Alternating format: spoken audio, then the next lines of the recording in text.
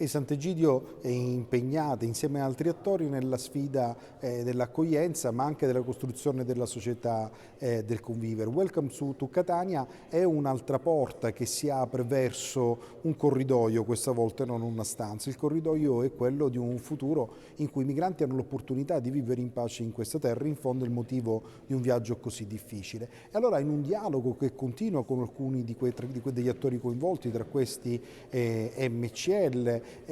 Sant'Egidio individua e prova a usare quelle che sono le opportunità, come per esempio la possibilità di alloggio o in una certa appunto idea di dialogo creare delle forme di integrazione, ad esempio mettendo a disposizione l'adesione ai nostri servizi e la possibilità anche dei migranti di parteciparvi. E teniamo sempre conto del fatto che chi arriva in Europa, in Italia e quindi in Sicilia e inizia a interrogarsi nei primi mesi di presenza avrà un percorso nella nostra società assolutamente agevolato ed è quello che noi auspichiamo aderendo a progetti come Welcome to Catania.